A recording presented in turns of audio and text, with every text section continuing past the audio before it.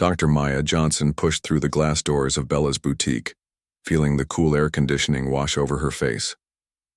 At 7 months pregnant, even a short walk from the university parking lot to the shopping center left her feeling warm and slightly out of breath. She placed a protective hand on her rounded belly and took a moment to adjust to the bright lighting of the upscale store. The boutique was exactly the kind of place Maya usually avoided. Everything looked expensive, and the pristine white walls and polished marble floors made her feel like she might accidentally break something just by existing in the space. But her colleague Lisa had insisted this was the best place to find something elegant for the upcoming faculty dinner, and Maya desperately needed a dress that would fit her changing body. She glanced at her watch. She only had 45 minutes left of her lunch break, and she still needed to grab something to eat before her afternoon lectures. Maya walked toward the maternity section, her low heels clicking softly against the marble floor. The store was quiet, with only a few other customers browsing through the carefully arranged clothing racks. Behind the main counter, Jennifer Walsh looked up from organizing inventory sheets. She was a woman in her late 40s, with perfectly styled blonde hair and a crisp white blouse that probably cost more than Maya spent on groceries in a month.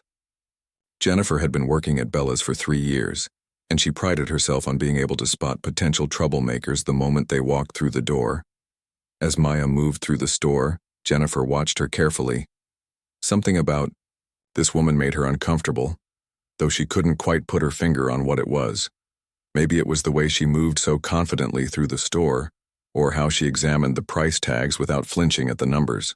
Jennifer had learned to trust her instincts about people, and right now, those instincts were telling her to keep a close eye on this particular customer. Maya found the maternity section tucked away in the back corner of the store. She was pleased to see several dresses that might work for the faculty dinner. The university was hosting a celebration for professors who had received research grants, and Maya had recently been awarded a significant grant for her work on contemporary African American literature. She wanted to look professional and confident, especially since some of her colleagues still seemed surprised when she spoke up during faculty meetings. She selected 3 dresses from the rack. The first was a deep navy blue with 3/4 sleeves that would hide the small scar on her wrist from a childhood accident. The second was a rich burgundy color that complemented her skin tone beautifully. The third was black with subtle silver threading that caught the light when she moved. All 3 were within her budget, though she winced slightly at the prices. Maya looked around for a fitting room and spotted them near the back of the store. As she walked in that direction, she noticed the store clerk watching her intently. Maya had grown accustomed to this kind of attention over the years. Sometimes it was curiosity, sometimes it was something less innocent. She had learned to hold her head high and continue with whatever she was doing, refusing to let other people's stares derail her day. Jennifer continued to observe Maya's movements as she disappeared into the fitting room. There was something about the woman that just didn't sit right with her. Maybe it was the expensive handbag she carried or the way she had examined the clothes so carefully before selecting them. Jennifer had worked in retail long enough to develop what she considered a sixth sense about shoplifters, and every alarm bell in her head was going off. Inside the fitting room, Maya carefully removed her blazer and hung it on the small hook provided. She slipped out of her comfortable flats and tried on the first dress. The navy blue looked professional, but the fabric felt a bit stiff against her skin. She tried the burgundy next, and immediately fell in love with how it draped over her pregnant figure. The color was perfect and the cut was flattering without being too tight around her growing belly.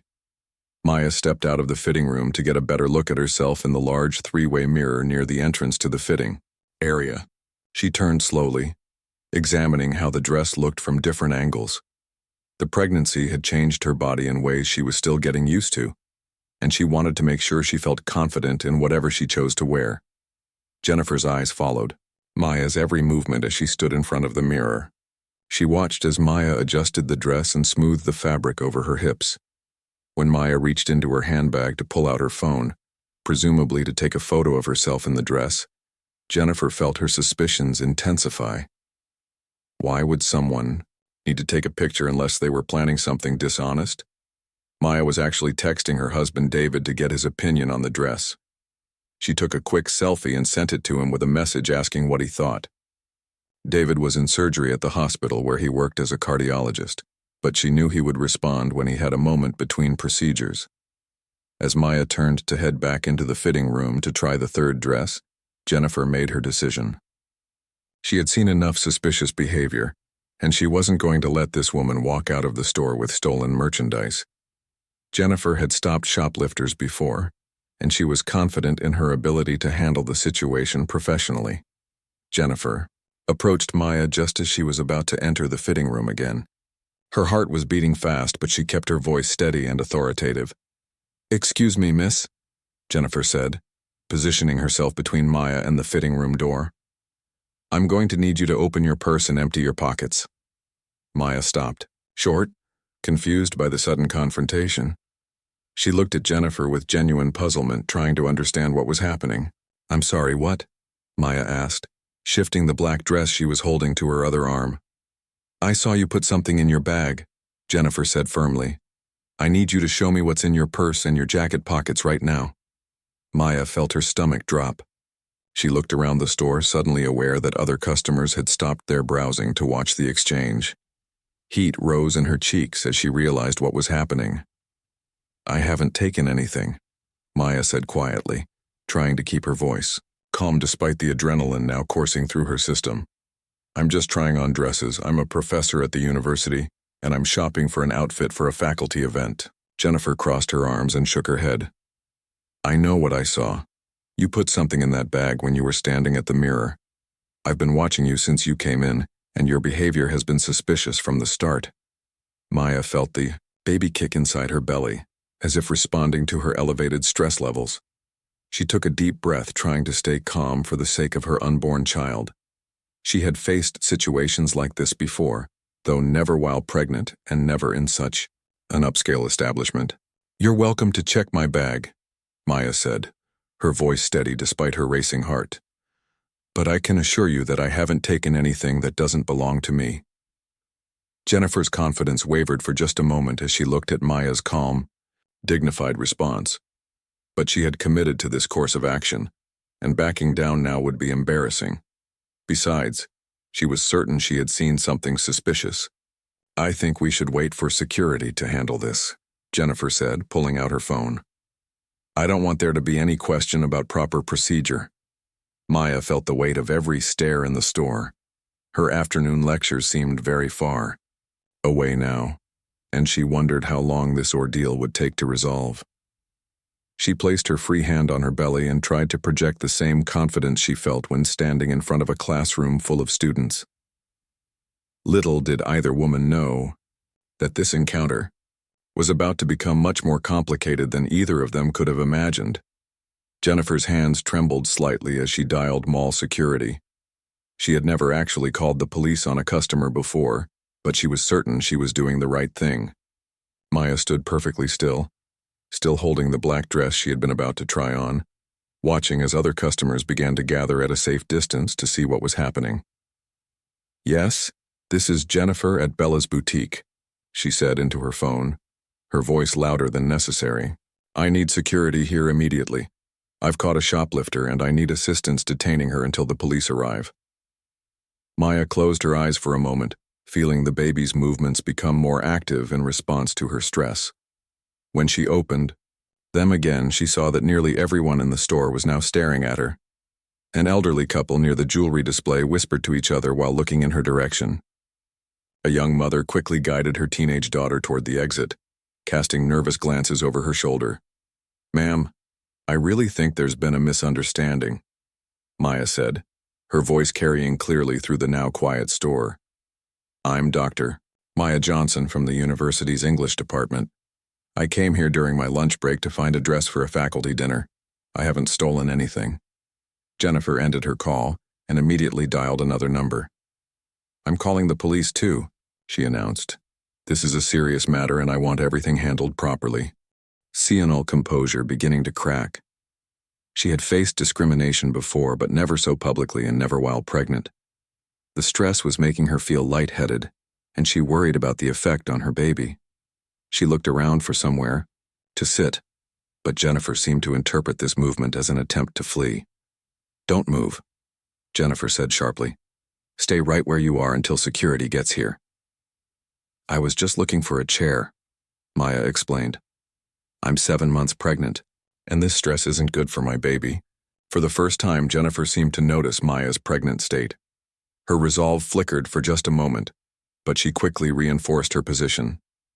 She had made the accusation now, and she couldn't back down without looking foolish. Maya pulled out her own phone and called her department head, Dr. Patricia Williams. She needed someone to know where she was and what was happening, both for her own protection and in case this incident affected her teaching schedule. "Dr. Williams, this is Maya," she said when her colleague answered. "I'm at Bella's boutique, in the university shopping center, and there's been an incident. The store clerk has accused me of shoplifting and she's called security and the police." Maya could hear the shock in Dr. Williams' voice through the phone. "What? Maya, that's absolutely ridiculous. Do you need me to come down there?"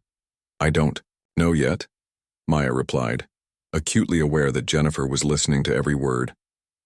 "I just wanted someone to know what was happening. I might be late for my afternoon classes." "Don't worry about your classes," Dr. Williams said firmly. "I'll handle coverage if needed. Are you okay? Is the baby okay?" Maya felt tears threatening at the edges of her eyes. The concern in her colleague's voice reminded her that she wasn't alone in this situation, even though it certainly felt that way standing in the middle of the boutique. "We're okay for now," Maya said. "I just want this resolved quickly." Mall security arrived first, 2 officers in uniform who looked like they dealt with these situations regularly. The older officer, a man named Tom Rodriguez, had been working mall security for 15 years and had seen his share of retail disputes. His younger partner, Kevin Chen, was relatively new to the job, but had already learned to approach these calls with a healthy dose of skepticism. "What's the situation here?" Officer Rodriguez asked, looking between Jennifer and Maya. Jennifer immediately launched into her explanation. "I'm the store manager, and I witnessed this woman stealing merchandise. I saw her put something in her purse when she was standing at the mirror. She's been acting suspiciously since she entered the store." Officer Rodriguez turned to Maya. "Ma'am, what's your side of the story?" Maya straightened her shoulders and spoke clearly. "I'm Dr. Maya Johnson. I teach in the English department at the university. I came here during my lunch break to shop for a dress for an upcoming faculty event. I haven't stolen anything. I was simply trying on dresses and checking how they looked in the mirror." Officer Chen noticed Maya's university ID badge clipped to her purse. "You said you're a professor?" "Yes," Maya replied, fishing out her faculty ID card. "I've been teaching there for 6 years. I recently received a research grant, and there's a celebration dinner next week. That's why I need a dress." Jennifer watched this exchange with growing uncertainty. She hadn't expected the woman to have such credentials, but she had definitely seen something suspicious. Hadn't she? Officer Rodriguez had dealt with enough false accusations to recognize the signs. "Ma'am," he said to Jennifer, "can you be specific about what you saw her take?" Jennifer hesitated. In her mind, she had been so certain that Maya was shoplifting, but when pressed for details, she realized she couldn't actually name a specific item. "I saw her put something in her bag," Jennifer repeated, though with less conviction than before. She was acting suspicious, looking around to see if anyone was watching. "But you can't tell me what specific item she took?" Officer Rodriguez pressed. "She must have hidden it somewhere," Jennifer said, her voice rising defensively. "Maybe she put it back when she realized I was watching." Maya felt a mix of vindication and frustration. It was becoming clear that Jennifer had no evidence of any actual theft, but the damage to Maya's dignity had already been done. Every person in the store had witnessed her being accused of stealing, and that humiliation couldn't be undone. The police arrived just as Officer Chen was asking Maya if she would consent to a bag search. 2 city police officers entered the boutique, their radios crackling with dispatcher chatter. The lead officer, Sergeant Lisa Park, had 15 years of experience and had responded to numerous shoplifting calls at the mall. "What do we have here?" Sergeant Park asked, surveying the scene. Officer Rodriguez quickly briefed the police officers on the situation. Store employee says she witnessed shoplifting, but she can't specify what was taken. The accused is a university professor who seems cooperative and has provided identification.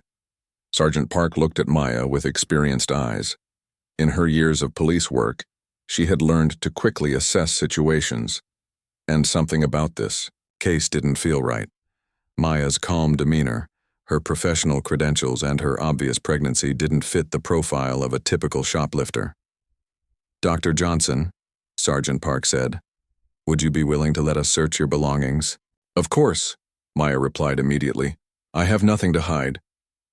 Maya opened her purse and allowed both security officers and police to examine its contents. They found her wallet, car keys, phone, a small bottle of prenatal vitamins, some tissues, a granola bar, and a small notebook where she jotted down ideas for her lectures. Nothing that belonged to the store. "What about your jacket pockets?" Jennifer insisted, still clinging to her accusation. Maya removed her blazer and turned the pockets inside out. They were empty, except for a receipt from the campus bookstore and a pen. The second police officer, Officer Michael Torres, was growing irritated with what was clearly a waste of time. "Ma'am," he said to Jennifer, "do you have any security footage of the alleged theft?" Jennifer's face flushed. "We do have cameras, but I'd have to get the manager to review the footage." "Then let's do that," Sergeant Park said firmly. "Because, right now, we have an accusation with no evidence and no stolen merchandise." As they waited for the store manager to arrive and review the security footage, Maya felt the weight of the situation settling on her shoulders. Even if she was completely exonerated, which seemed likely at this point, the experience had been deeply unsettling. She thought about her students, who would be waiting for her in her afternoon American literature class. She thought about her husband, David, still in surgery and unaware of what his wife was going through. Most of all, she thought about the baby growing inside her and wondered what kind of world they were bringing their child into. Would her son or daughter face these same assumptions and accusations simply because of the color of their skin? Jennifer watched the search with growing dread. As the minutes passed and no stolen merchandise was found, she began to realize the magnitude of her mistake. But she had gone too far to back down now. Surely the security footage would vindicate her suspicions. The store manager arrived and quickly set up the security footage for review. Everyone gathered around the small monitor as they watched Maya's movements from the time she entered the store. The footage clearly showed her selecting dresses, entering the fitting room, emerging to look in the mirror, and taking a photo of herself. At no point did the footage show her concealing any merchandise. Officer Torres shook his head and turned to Jennifer. "Ma'am, this footage shows absolutely no evidence of theft. In fact, it shows exactly what Dr. Johnson said happened." Maya felt a complex mixture of relief and sadness. She was vindicated, but the emotional toll of the last hour couldn't be erased. She thought about how this incident would affect her trust in public spaces, and wondered if she would ever feel comfortable shopping alone again. The situation was about to take an unexpected turn that no one in the store could have predicted. The security footage played on the small monitor for the third time, and with each viewing, Jennifer's position became more indefensible. Maya stood quietly beside the officers, one hand resting protectively on her belly, watching as her innocence was confirmed again and again by the silent witness of the camera. Sergeant Park turned to face Jennifer directly. "Ms. Walsh, this footage clearly shows that Dr. Johnson did nothing wrong. She entered your store, selected merchandise to try on, used your fitting room appropriately, and examined herself in the mirror before taking what appears to be a photo, probably to send to someone for a second opinion." Jennifer's face had gone pale, but she wasn't ready to admit defeat. "Maybe she saw the cameras and put whatever she took back," she said weakly. "I know what I saw." Officer Torres, who had been growing increasingly impatient with the situation, stepped forward. "Ma'am, you've made a serious accusation against this woman without any evidence whatsoever. We've searched her belongings, reviewed your security footage, and found absolutely nothing to support your claim." Maya felt exhausted. The stress of the situation, combined with her pregnancy, was taking a toll on her energy levels. She glanced at her watch and realized that her first afternoon class was supposed to start in 20 minutes. Even if the situation resolved immediately, she would need to call Dr. Williams and ask her to handle the class. A young sales associate named Ashley, who had been working in the back of the store organizing inventory, finally found the courage to speak up. She was barely 20 years old and had only been working at Bella's for 3 months, but she had been watching the entire situation unfold with growing discomfort. "Excuse me?" Ashley said tentatively, approaching the group gathered around the security monitor. "I was working in the back, but I could see the main floor from where I was. I watched this lady the whole time she was shopping and she didn't take anything." Jennifer spun around to face her employee. "Ashley, you were supposed to be focused on your work, not watching customers." "I know," Ashley replied, her voice gaining strength. "But I noticed because you seemed concerned about her, so I kept an eye on the situation. She really didn't do anything wrong." Sergeant Park nodded approvingly at the young woman. "Thank you for speaking up. That takes courage." Maya felt a small spark of hope at the young woman's words. It meant something to have a witness who could testify to her innocence, someone who had no reason to lie or take sides in the situation. The store manager, a middle-aged man named Frank who had arrived during the security footage review, looked deeply uncomfortable with the entire situation. He had worked in retail management for 20 years and had never dealt with such a clear-cut case of false accusation by one of his employees. "Dr. Johnson," Frank said, "I want to apologize on behalf of Bella's boutique. This should never have happened, and I'm deeply sorry for the distress this has caused you." Maya nodded graciously. "I appreciate that, Mr. Frank. This has been very upsetting, especially given my condition." Officer Chen, who had been relatively quiet during most of the incident, finally spoke up. "Ma'am," he said to Jennifer, "making false accusations against customers is not only bad for business, it's potentially illegal. Dr. Johnson would have every right to file charges against you for false imprisonment and defamation." Jennifer's eyes widened. She had been so focused on defending her accusation that she hadn't considered the legal ramifications of being wrong. The thought of facing charges herself made her stomach lurch. Maya looked around at the faces surrounding her. She could see the sympathy in the eyes of the police officers, the embarrassment on the store manager's face, and the growing panic in Jennifer's expression. Part of her wanted to press charges, to make sure that Jennifer faced consequences for what she had done. But another part of her just wanted to go home, take a hot bath, and try to forget this whole ordeal. "I need to think about what I want to do," Maya said quietly. "Right now, I just want to collect my belongings and leave." Sergeant Park nodded. "That's entirely your right, Dr. Johnson. If you decide you want to file a report, you can come to the station anytime in the next few days." Maya gathered her purse and the blazer she had been wearing. She looked at the 3 dresses she had selected, still hanging on the fitting room door where she had left them during the confrontation. The burgundy dress, that had looked so perfect, seemed tainted now by the memory of what had happened. "I won't be purchasing anything today," Maya said to Frank. Frank nodded understandingly. "Of course, and please know that if you decide to give us another chance in the future, I'll personally ensure that you receive the respectful service you deserve." Ashley stepped forward hesitantly. "Dr. Johnson, I just want you to know that not everyone here thinks like, well, not everyone would have done what happened today. Some of us know better." Maya looked at the young woman with genuine appreciation. "Thank you, Ashley. That means more to me than you might realize." As Maya prepared to leave, Jennifer made one last desperate attempt to salvage the situation. "Dr. Johnson, I was just trying to protect the store's merchandise. Retail theft is a real problem, and we have to be vigilant." Maya turned to face Jennifer directly for the first time since the confrontation began. When she spoke, her voice was calm but firm. "Ms. Walsh, I understand that retail theft is a concern for businesses, but what happened here today wasn't vigilance. It was profiling. You decided I was a threat the moment I walked into your store, not because of anything I did, but because of what I looked like." Jennifer opened her mouth to protest, but Maya continued. I'm an educated professional. I have a doctorate degree, I teach at the university, and I was here to spend my hard-earned money at your store. But none of that mattered to you because you saw something else when you looked at me." The store had grown quiet, except for Maya's voice. Even the customers who had been browsing had stopped to listen to her words. "I hope," Maya continued, "that you'll take some time to think about what happened here today and ask yourself whether your instincts about people might be influenced by biases you're not even aware of." Jennifer stood frozen, unable to respond. Maya's words had hit their target with surgical precision, and there was no defense against the truth they contained. Sergeant Park cleared her throat.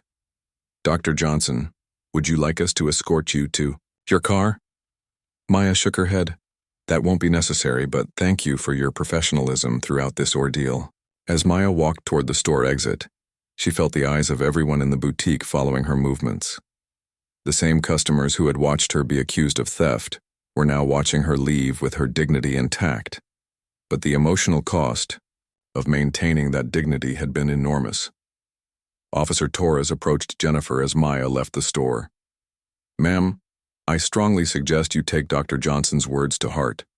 What happened here today was unacceptable, and if we get called to another incident like this involving you, the outcome might be very different." Frank looked at Jennifer with disappointment and anger. He would need to have a serious conversation with her about her future employment at the boutique, but that discussion would have to wait until they were alone. As Maya stepped out into the afternoon sunlight, she felt the baby kick strongly, as if responding to the change in environment. She pulled out her phone to call Dr. Williams and cancel her remaining classes for the day. She wasn't in any emotional state to teach, and she needed time to process what had just happened. Maya had no idea that the most shocking part of her ordeal was yet to come, and that the afternoon would take a turn that would surprise everyone involved, especially Jennifer Walsh. The parking lot stretched out before Maya as she walked slowly toward her car, her mind replaying the events of the last hour. She felt drained and hurt, but also proud of how she had handled herself under such stressful circumstances. Behind her, inside the boutique, the aftermath of the confrontation was just beginning. Frank was already making mental notes about employee retraining and policy changes that would need to be implemented to prevent similar incidents. Ashley was quietly returning to her work, but with a new understanding of the courage it took to speak up against injustice. And Jennifer Walsh stood in the middle of her workplace, finally beginning to comprehend the full magnitude of what she had done and the person she had revealed herself to be. But the day's revelations were far from over, and the arrival of an unexpected person would soon make everything much more complicated. Maya had just reached her car in the parking lot when she heard hurried footsteps behind her. She turned to see a man in an expensive navy suit jogging toward her, his face flushed with exertion and what appeared to be distress. He was tall, probably in his early 50s, with graying hair and the kind of confident bearing that suggested he was used to being listened to when he spoke. "Dr. Johnson," the man called out as he approached. "Dr. Johnson, please wait." Maya hesitated, her hand on her car door handle. After what she had just experienced, she wasn't eager to engage with another stranger, especially one who seemed to know who she was before she had introduced herself. The man slowed as he reached her, breathing heavily. "Dr. Johnson, my name is Robert Walsh. I believe you just had an encounter with my wife in Bella's boutique." Maya's eyes widened with surprise and wariness. "Your wife?" "Jennifer Walsh," Robert confirmed, his expression pained. "She called me about 20 minutes ago, very upset, saying there was some kind of situation at the store and that the police were involved. I came as quickly as I could." Maya studied Robert's face, trying to gauge his intentions. She recognized him now that he had introduced himself. Robert Walsh was a prominent attorney in the city, known for his work on civil rights cases. She had seen his picture in the newspaper and had even attended a lecture he had given at the university law school about employment discrimination. "I see," Maya said carefully. "And why are you here talking to me instead of inside supporting your wife?" Robert's face crumpled with embarrassment.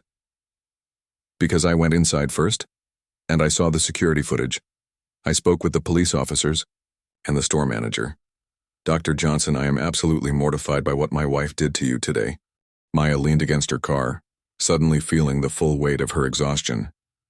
The baby seemed to sense her stress and began moving actively, making her place both hands protectively over her belly. Mr. Walsh, I appreciate you coming out here, but I'm not sure what you expect me to say. Your wife accused me of theft without any evidence, humiliated me in front of a store full of people, and put me through an incredibly stressful experience while I'm 7 months pregnant. Robert nodded gravely. You're absolutely right to be angry. What Jennifer did was inexcusable, and I want you to know that her actions don't reflect my values or the principles I've spent my career defending. But they do reflect your wife's values, Maya pointed out bluntly. And presumably you know your wife better than anyone. Robert winced at the accuracy of her observation. Dr. Johnson, I'd like to think I know Jennifer, but what happened today has made me realize there are aspects of her thinking that I've either ignored or failed to recognize. Maya watched Robert's face as he spoke. She could see genuine distress there, along with what appeared to be a profound sense of personal crisis. This wasn't just a man trying to cover for his wife's mistake. This was someone confronting some uncomfortable truths about the person he had married.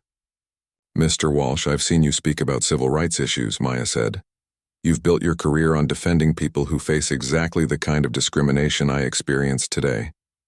How do you reconcile that with being married to someone who would do what your wife just did? Robert looked down at the ground for a moment before meeting Maya's eyes again. I can't reconcile it. That's the honest truth. I've spent 30 years fighting against the kind of behavior Jennifer displayed today, and I never imagined that I would come home each night to someone capable of it. Maya felt a complex mix of emotions as she listened to Robert's words. Part of her felt sorry for him. Discovering that your spouse harbored prejudices you found abhorrent would be devastating, but another part of her wondered how he could have been so blind to his wife's true nature. Mr. Walsh, with all due respect, racial bias doesn't usually develop overnight. Are you telling me that in however many years you've been married, you never noticed any signs of this kind of thinking from your wife? Robert was quiet for a long moment, and Maya could see him mentally reviewing years of marriage, looking for signs he might have missed or chosen to ignore. There were things, he admitted finally. Comments about neighborhoods, reactions to news stories, assumptions about people. I told myself she was just being cautious or that she didn't really mean it the way it sounded. I made excuses for her because I didn't want to believe that the woman I loved could think that way. Maya nodded. She had seen this pattern before. People who claimed to be allies against discrimination, while making excuses for the prejudiced behavior of their friends and family members. Mr. Walsh, what do you want from me? Maya asked directly. Why did you follow me out here? I want to apologize, Robert said. Not just for Jennifer, but for myself. I should have recognized the signs and addressed them long ago. I should have had difficult conversations instead of taking the easy path of denial. Maya appreciated his honesty, but she was still wary. And what else? Robert hesitated before continuing. I want to offer my services to you pro bono, if you decide to take legal action over what happened today. What Jennifer did to you was wrong, legally and morally, and you have every right to seek redress. Maya raised an eyebrow. You're offering to help me sue your own wife? I'm offering to help you get justice, Robert corrected. If that means holding Jennifer accountable for her actions, then yes, I'll help you do that. Maya studied Robert's face, trying to determine if he was sincere or if this was some kind of elaborate damage control strategy. Mr. Walsh, that's either very noble or very calculated. I'm not sure which. It's necessary, Robert said simply. I can't undo what happened to you today, but I can try to ensure that Jennifer faces appropriate consequences for her actions. And maybe if she faces real repercussions, she'll be forced to examine her own biases in a way she never has before. Maya felt the baby kick again and realized she needed to sit down. The stress of the day was catching up with her, and standing in a parking lot having this intense conversation wasn't helping. Mr. Walsh, I need to go home and process what happened today. I need to talk to my husband, and I need to decide how I want to handle this situation. Robert nodded immediately. Of course. I'm sorry for keeping you here when you clearly need to rest. He reached into his jacket pocket and pulled out a business card. This has my direct number on it. If you decide you want to pursue this matter legally, please call me. If you decide you don't want my help specifically, I can recommend other excellent attorneys who specialize in civil rights cases. Maya took the card and looked at it for a moment before putting it in her purse. Can I ask you something, Mr. Walsh? Of course. Are you going to go back in there and defend your wife to the police and the store manager? Are you going to try to minimize what she did or make excuses for her? Robert shook his head firmly.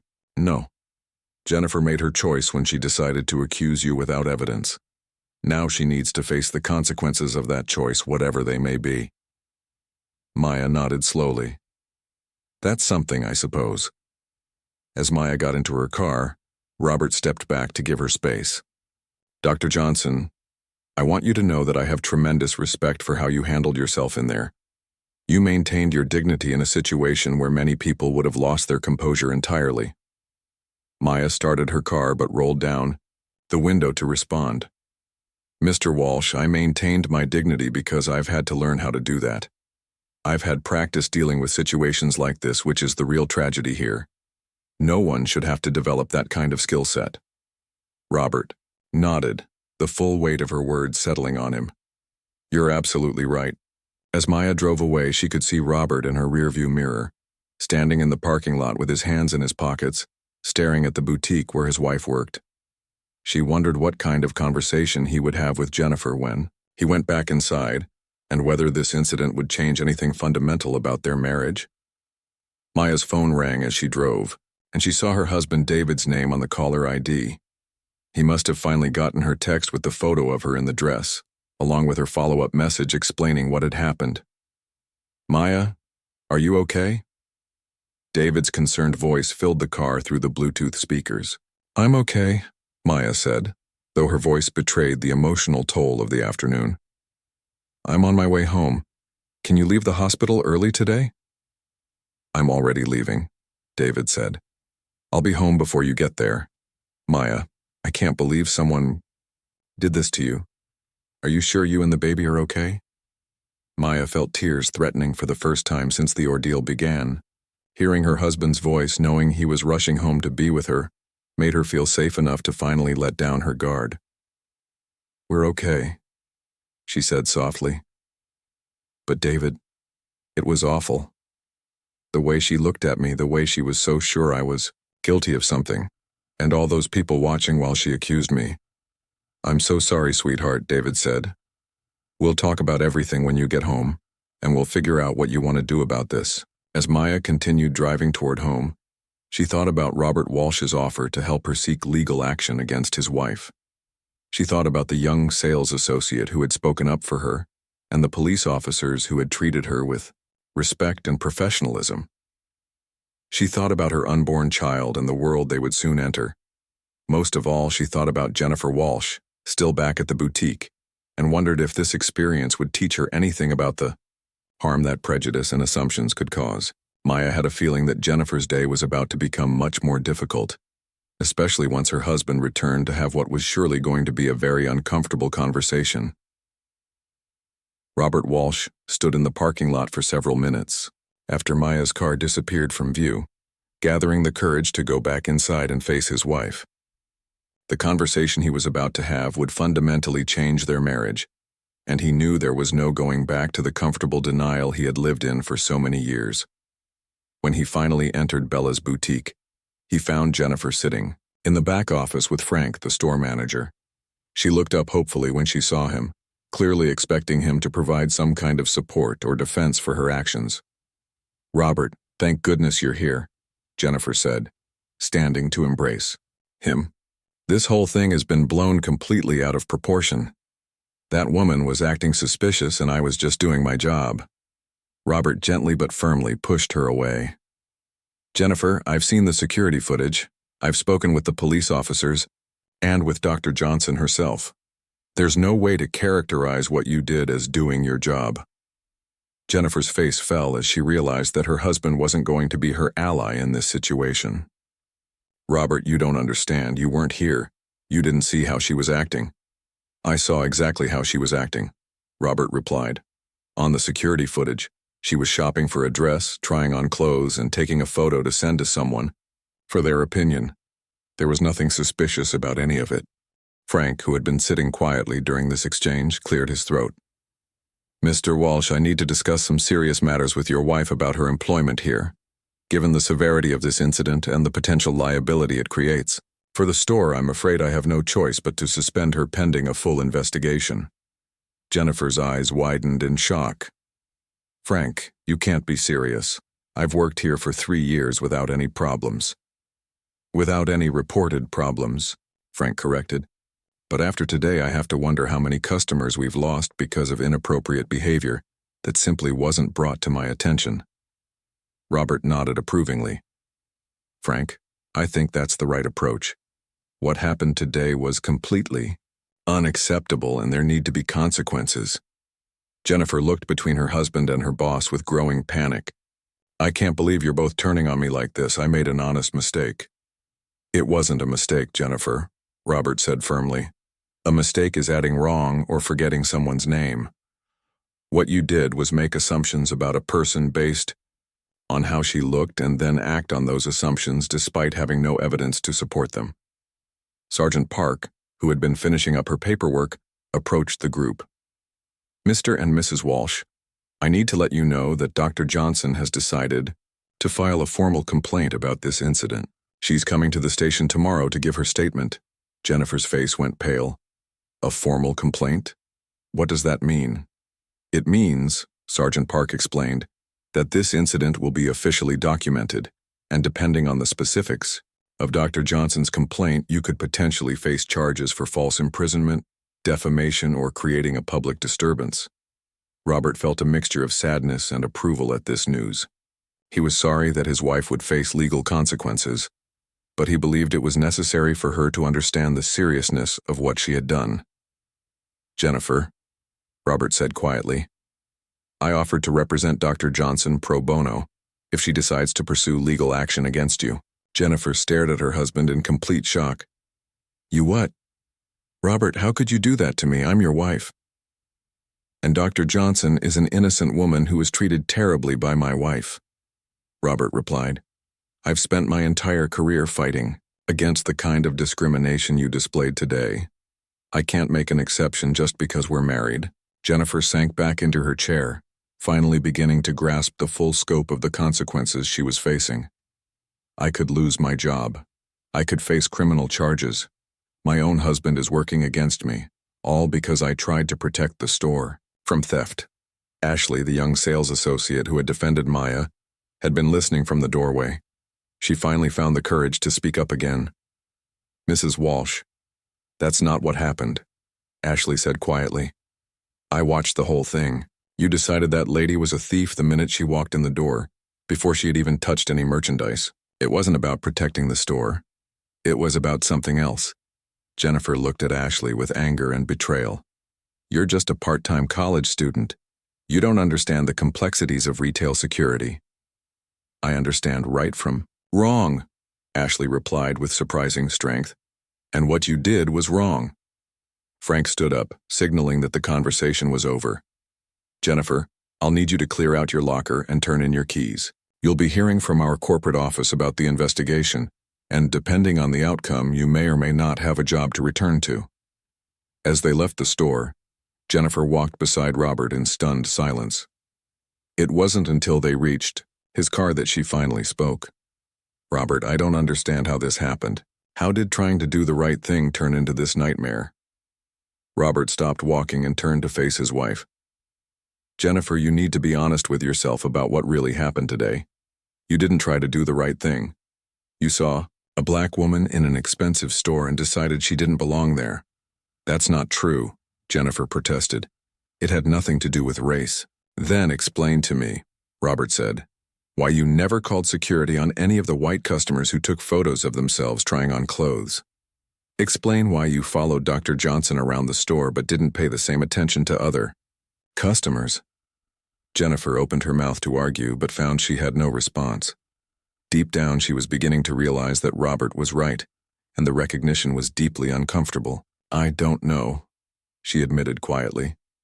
"Maybe I did make assumptions, but I didn't mean to." "The impact of your actions doesn't change based on your intentions," Robert said. Dr. Johnson was humiliated, stressed to the point where she was worried about her pregnancy, and treated like a criminal for the crime of shopping while black. As they drove home in silence, Jennifer stared out the window and tried to process the ruins of her day.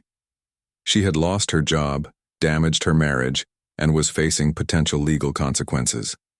All because she had been so certain that Maya Johnson was a threat. Meanwhile, Maya was at home with David, telling him about every detail of her ordeal. David was furious on his wife's behalf, but he was also proud of how she had handled such a difficult situation. "What do you want to do?" David asked, holding Maya's hands as they sat together on their couch. "I want to file charges," Maya said, firmly. "Not because I'm vindictive, but because if I don't, Jennifer Walsh will never face any real consequences for what she did. She'll tell herself it was all a misunderstanding and she'll never examine her own biases." David nodded. "I support whatever decision you make. And if you want to accept Robert Walsh's offer to represent you, I think that could be powerful. Having her own husband argue against her might finally make her understand the seriousness of what she did." Maya pulled out Robert's business card and looked at it thoughtfully. It would certainly send a message. The next morning, Maya went to the police station and filed her formal complaint. Robert Walsh met her there and officially agreed to represent her in any legal proceedings that might follow. The local newspaper picked up the story, and it quickly became a topic of conversation throughout the community. Bella's boutique corporate office conducted their investigation and ultimately terminated Jennifer's employment. The incident prompted them to implement mandatory bias training for all employees and to review their security protocols to prevent similar situations in the future. Jennifer Walsh faced misdemeanor charges for false imprisonment and creating a public disturbance.